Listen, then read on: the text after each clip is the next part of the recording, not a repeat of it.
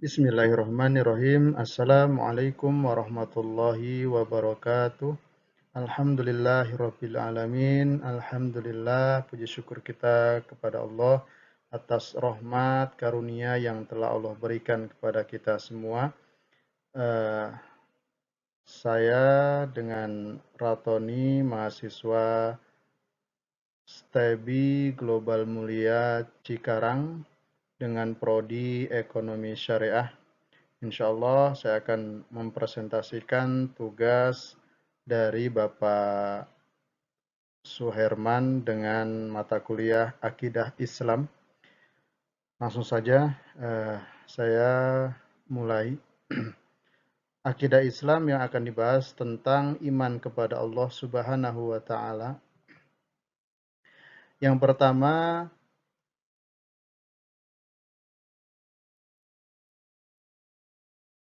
pengertian iman kepada Allah yaitu mempercayai dan meyakini dengan sepenuh hati bahwa Allah itu ada, wujudnya ada. Artinya, setiap muslim wajib mempercayainya walaupun belum pernah melihat wujudnya, mendengar suaranya, bahkan menyentuhnya. Tapi sebagai orang iman, yang dinamakan iman itu adalah percaya dengan adanya Allah melalui ciptaan-ciptaan yang telah Allah yaitu wujudkan di muka bumi ini. Atau disebut dengan beberapa kekuasaan-kekuasaan Allah yang telah Allah tampakkan kepada manusia di muka bumi. Kemudian dari iman kepada Allah, yaitu salah satunya adalah iman tentang wujudullah atau wujudnya Allah. Mempercayai dan meyakini dengan sepenuh hati bahwa Allah itu ada dengan cara kita percaya dan meyakini bahwa pergantian siang ke malam, ada laki-laki, ada perempuan, ada gunung, lautan, pepohonan, dan segala sesuatu yang ada di dunia itu bentuk bahwa Allah itu ada. Jadi sesuatu yang belum ada dan kemudian ada, itu adalah salah satu tanda bahwa Allah itu adalah Sang Pencipta segala sesuatu di muka bumi ini yang wajib dan harus diyakini bahwa Allah itu ada. Kemudian,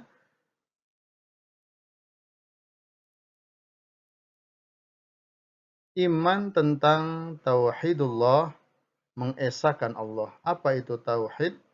Kata tauhid di dalam bahasa Arab merupakan bentuk masdar dari kata kerja wahada yuwahidu tauhidan, yang artinya secara harfiah adalah menyatukan, mengesahkan, atau mengakui bahwa sesuatu itu satu.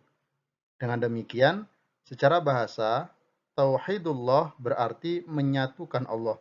Di sini maksudnya adalah mensatukan Allah, tidak ada duanya. Artinya hanya Allah semata.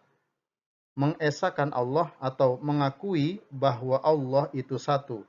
Sebagaimana di dalam surat yaitu Al-Ikhlas dijelaskan, Qul huwallahu ahad. Katakanlah Muhammad bahwa Allah itu satu. Ahad, esa. Sedangkan secara istilah, tauhidullah bermakna mengesahkan Allah dalam hal-hal yang merupakan kekhususan bagi Allah, serta tidak menyekutukannya dengan apapun, baik dalam hal rububiyahnya, uluhiyahnya, maupun asma wa sifatnya, atau nama-nama dan sifatnya Allah. Artinya, tauhidullah mengesahkan Allah dalam bentuk apapun itu betul-betul yaitu mengesahkan Allah, tidak menduakan Allah.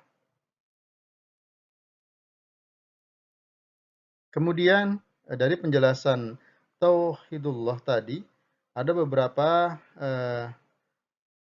bagian-bagian yang disebut dengan rububiyah. Apa itu rububiyah?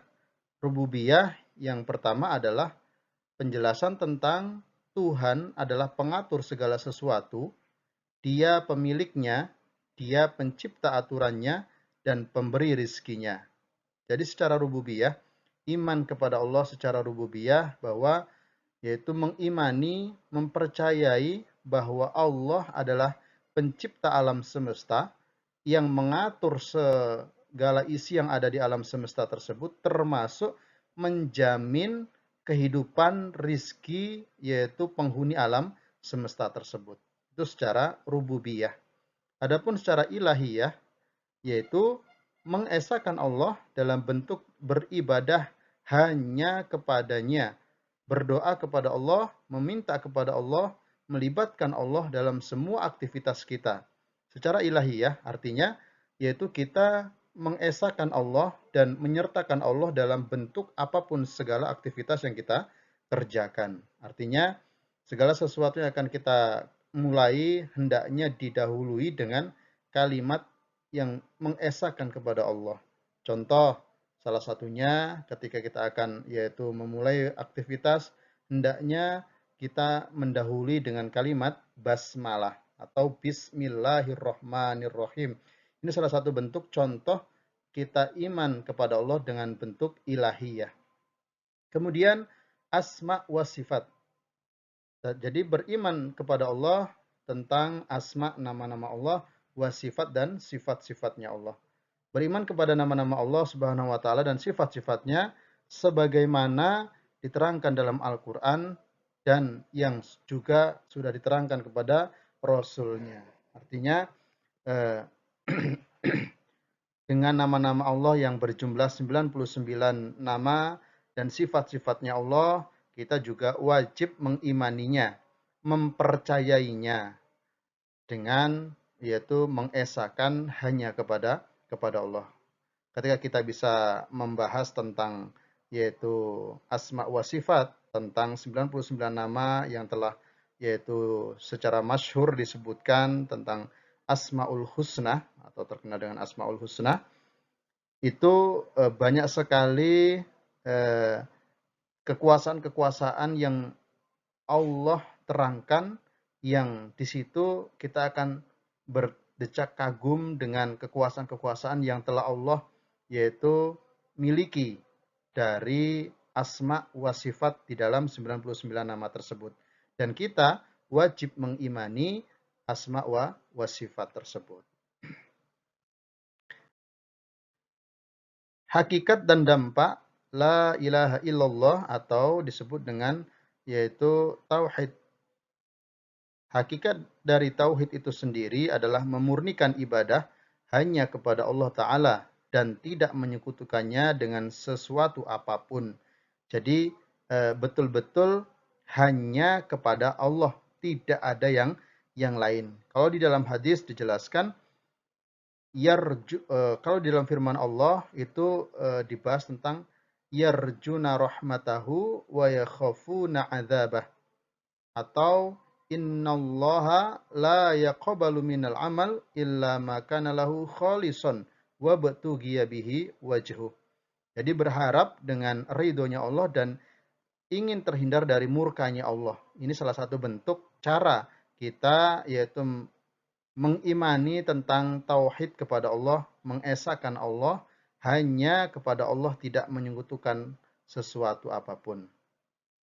Kemudian dari lafaz la ilaha illallah atau ilah berarti tidak ada sesembahan. Adapun makna la ilaha illallah adalah titik, adalah tidak ada sesembahan yang hak melainkan Allah. Jadi, syahadat la ilaha illallah adalah seseorang mengakui lisan dan hatinya bahwa tidak ada sesembahan yang hak melainkan Allah Subhanahu wa taala. Sebab kalimat la ilaha illallah mengandung unsur peniadaan dan unsur penetapan. Unsur peniadaan adalah la ilaha, tidak ada sesembahan. Sedangkan unsur penetapan adalah illallah, kecuali Allah. Ini hakikat dan dampak dari kalimat la ilaha illallah. Sedikit tentang yaitu dampaknya dari kalimat la ilaha illallah. Pada zaman baginda Rasulullah Shallallahu Alaihi Wasallam pernah diceritakan dalam sebuah hadis bahwa ketika baginda Rasulullah dan para sahabat akan menyerang suatu perkampungan, di situ baginda Rasulullah akan mengutus salah satu seorang sahabat untuk mengecek terlebih dahulu, melihat terlebih dahulu perkampungan tersebut, apakah ada kalimat tauhid yang disebut di dalam perkampungan tersebut atau tidak.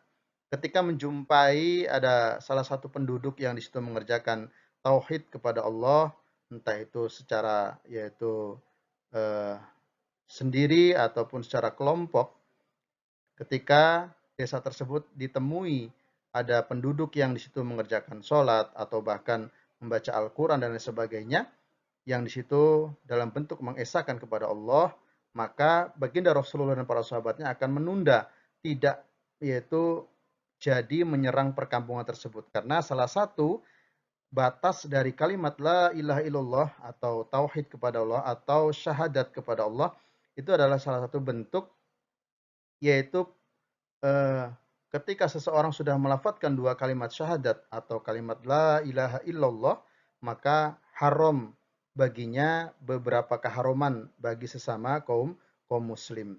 Salah satunya tidak diperbolehkan atau haram hukumnya untuk mengalirkan darah, haram hukumnya untuk merusak kehidupannya, haram hukumnya untuk yaitu mencuri barang-barang yang dimiliki, dan haram baginya yaitu saling yaitu merusak. Adapun dari dampak yang baik dari lafadz la ilaha illallah adalah salah satunya ketika seseorang itu sudah menyatakan dua kalimat syahadat, artinya ada kewajiban-kewajiban sesama kaum muslimin yang harus diterapkan. Salah satunya adalah menjawab salam, mendatangi undangan, dan yaitu bertakziah kepada sesama kaum muslimin yang memang ketika itu ada saudara kaum muslimin yang tertimpa musibah, saling mendoakan. Inilah salah satu kewajiban. Jadi hakikat dan dampaknya kalimat la ilaha illallah itu sangat luar biasa yang betul-betul harus kita ketahui. Baik, alhamdulillah, terima kasih banyak atas yaitu eh, penjelasan yang mungkin bisa sedikit memberikan kita pencerahan. Mungkin ada kekurangan ataupun kekeliruan dalam penyampaian dari tugas yang telah saya buat. Mohon kiranya untuk dimaafkan dan sama-sama kita belajar.